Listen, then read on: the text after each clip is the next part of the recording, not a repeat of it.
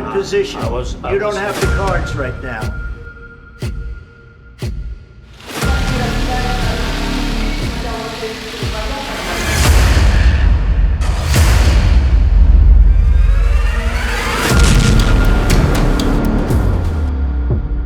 Ukraine के युद्ध को लेकर ट्रंप ने ज़ेलेंस्की को बहुत बुरा फंसा दिया है। You're gambling with World War III.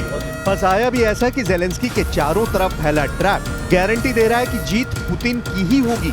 अब ऐसा क्यों कहा जा रहा है, बहुत गौर से समझिए। डोनाल्ड ट्रंप ने कहा है कि कुछ जमीन ज़ेलेंस्की को पुतिन को देनी होगी और पुतिन को भी कुछ जमीन ज़ेलेंस्की को देनी होगी, यानी दोनों तरफ से जमीन का लेन देन होगा और इसी डील के तहत युद्ध विराम पर बात हो रही है। लेकिन बड़ा सवाल है कि जिस जमीन को लेकर डील हो रही है वो जमीन किसकी है? जाहिर है वो यूक्रेन है और ट्रंप अब यूक्रेन की जमीन ही पुतिन और ज़ेलेंस्की में बांटना चाहते हैं। तो सवाल है कि इसमें नफा किसका और नुकसान किसका? There'll be some land swapping going on. I know that through Russia and through conversations with everybody. To the good, for the good of Ukraine. Good stuff, not bad stuff. Also, some bad stuff for both. So there's good and there's bad. I believe wants to see peace and Zelensky wants to see peace. Now, Trump का युद्ध विराम पर deal वाला ये idea Zelensky के गले नहीं उतर रहा। ज़ेलेंस्की ने बहुत बड़ी वार्निंग दे दी है। यूक्रेन के राष्ट्रपति व्लादिमीर ज़ेलेंस्की ने कहा है कि यूक्रेन का दूसरी बार बंटवारा नहीं होने देंगे। युद्ध खत्म करने के बदले यूक्रेन की जमीन नहीं देंगे। ऐसा इसलिए क्योंकि डोनाल्ड ट्रंप ने कहा है कि युद्ध विराम के लिए जमीन की अदला बदली करनी होगी। ज़ेलेंस्की ने कहा है कि वो पुतिन को बहुत अच्छी तरह जानते हैं। यूक्रेन के बंटवारे का कोई एजेंडा कामयाब नहीं होने दिया जाएगा, चाहे इसके लिए कोई भी कीमत क्यों न चुकानी पड़े। Відповідь на українське територіальне питання є вже в Конституції України. Відступати від цього ніхто не буде і не зможе. Дарувати свою землю окупанту українці не будуть.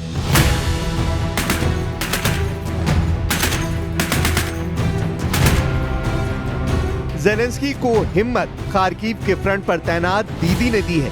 इस महिला सैनिक का नाम दीदी है और इस वक्त खार्किव के मोर्चे पर रूस के ड्रोन अटैक को रोकने वाले डिफेंस सिस्टम को ऑपरेट करती है। यूक्रेन की सैनिक दीदी 2 बच्चों की मां है। दीदी का कहना है कि ये जमीन उनकी है, वो इसे कभी दुश्मन के हवाले नहीं करेंगी। Ми прийшли захищати свої домівки.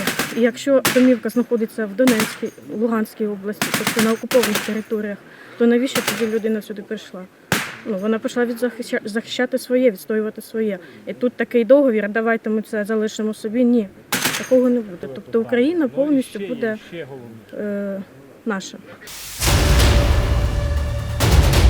15 अगस्त को पुतिन और ट्रंप की अमेरिका के अलास्का में मुलाकात होनी है। इस मीटिंग पर पूरी दुनिया की नजर है और सबसे ज्यादा नजरें तो ज़ेलेंस्की और यूरोप गड़ाए हुए हैं। अलास्का में यूक्रेन युद्ध खत्म किए जाने पर बात होनी है, लेकिन ट्रंप ने ऐन वक्त पर जमीन अदला बदली वाली बात कह के वाकई ज़ेलेंस्की को मुश्किल में डाल दिया है। यूक्रेन में बमबारी रुके, फौज अपने बैरक में वापस लौटे और इसके लिए ज्यादातर शर्तें ऐसी हैं जिसमें यूक्रेन बहुत बड़े नुकसान में नजर आ रहा है। वो इसलिए क्योंकि पूर्वी यूक्रेन के बड़े हिस्से, जिसे डॉनबास कहा जाता है, वहाँ रूस की फौज का बहुत ही मजबूत कब्जा है। Сьогодні була доповідь розвідки і військового командування про те, на що розраховує Путін і до чого реально готується. Зокрема, це і приготування воєнні.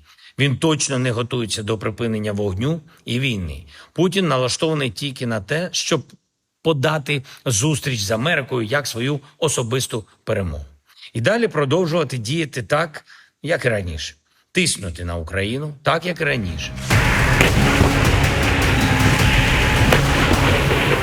जुलाई के महीने में यूक्रेन पर रूस ने ऐसे हमले किए हैं जो पिछले 3.5 साल के दौरान ज़ेलेंस्की ने नहीं देखे थे। यही वजह है कि ज़ेलेंस्की को ट्रंप के वादों और डील पर यकीन नहीं हो रहा। वो तो पहले ही कह चुके हैं कि जिस बातचीत में यूक्रेन का दखल नहीं होगा वो बातचीत बेमानी होगी। यानी ज़ेलेंस्की को महसूस हो रहा है कि उनका पत्ता काटने की पूरी तैयारी हो चुकी है। इसीलिए पुतिन और ट्रंप की मीटिंग में फंस चुके ज़ेलेंस्की को बचाने के लिए यूरोप के 5 देश सामने आ गए हैं। फ्रांस, इटली, ब्रिटेन, पोलैंड और जर्मनी, पांचों रूस के कट्टर दुश्मन। पांचों ने यूरोपियन कमीशन के साथ मिलकर कह दिया है कि वो यूक्रेन का समर्थन जारी रखेंगे। रूस पर दबाव बढ़ना चाहिए, तभी युद्ध खत्म होगा, तभी इस दुनिया में सुकून लौटेगा। जेलेंस्की के समर्थन में यूरोप का मैसेज साफ है। मैसेज ये कि अमेरिका चाहे सरेंडर करेगा, यूक्रेन सरेंडर नहीं करेगा, और अगर ऐसी नौबत आई तो अब यूरोप यूक्रेन की तरफ से लड़ेगा। ट्रंप पुतिन की मीटिंग से पहले ये यूरोप के साथ मिलकर जेलेंस्की का नेटो धमाका कहा जा रहा है, जिसमें नेटो पूरी तरह बटा हुआ नजर आ रहा है। क्या ये अमेरिका और डोनाल्ड ट्रंप के खिलाफ France, Italy, Germany, Poland, Britain और यूरोपियन कमीशन की बगावत कही जाएगी? अब यूरोप का मूड देखकर ट्रंप ने त्रिपक्षीय बातचीत का पासा फेंका है। ट्रंप ने कहा है कि ऐसी मीटिंग भी हो सकती है जिसमें वो भी हो, पुतिन भी हो और जेलेंस्की भी मौजूद हो। The next meeting will be with Zelensky and Putin, or Zelensky and Putin and me. I'll be there if they need, but I want to have a meeting set up between the two leaders because there'll be some land swapping going on. I know that through Russia and through conversations with everybody to the good, for the good of Ukraine. Good stuff, not bad stuff. Also, some bad stuff for both. So there's good and there's bad.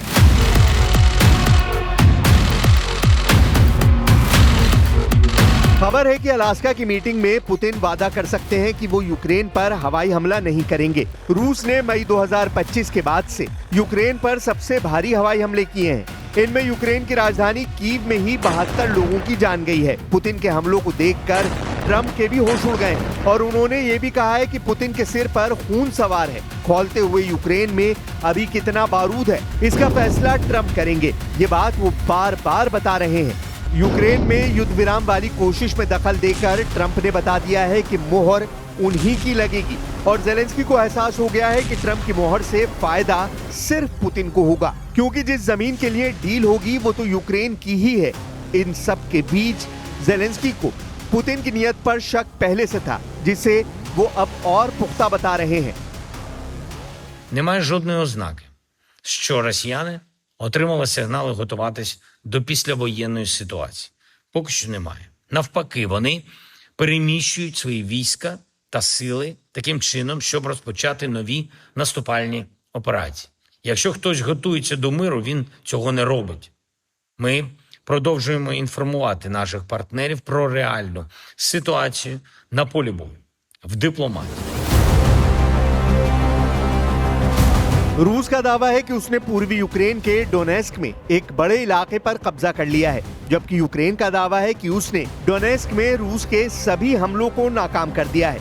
Putin के target पर पश्चिमी Ukraine की तरफ 4 बड़े centre हैं। पहला है Kharkiv, दूसरा है सूमे, तीसरा है डोनेस्क और चौथा है निप्रो नदी के किनारे पर ज़ैपोरिज़िया। इन चारों शहरों के आसपास बहुत बड़ी जंग चल रही है और जेलेंस्की जानते हैं कि अगर इनमें से एक भी मोर्चे पर वो हारे तो पुतिन के कब्जे में 50% यूक्रेन आने में बिल्कुल देर नहीं लगेगी। रूस की फौज आर्टिलरी का इस्तेमाल बहुत ज्यादा कर रही है। लंबी दूरी तक मार करने वाले रॉकेट दागे जा रहे हैं। साथ में ड्रोन ऑपरेशन भी तेज कर दिए गए हैं। इन सबके टारगेट पर यूक्रेन के फौजी ठिकाने हैं, जिनको हाल में नेटो की मदद के बाद मजबूती मिली है। इसीलिए यूक्रेन ने रूस के निज़नी नोवगोरोद में पुतिन के हथियार बनाने वाली एक फैक्ट्री को लंबी दूरी के ड्रोन से निशाना बनाया है। निज़नी नोवगोरोद मॉस्को से 400 किलोमीटर पूर्व में है और यूक्रेन से इसकी दूरी 1000 किलोमीटर से भी ज्यादा है। यहाँ पर जेलेंस्की के ड्रोन ने उस फैक्ट्री को टारगेट करने का दावा किया है, जिसमें क्रूज मिसाइल के पार्ट बनाए जाते हैं।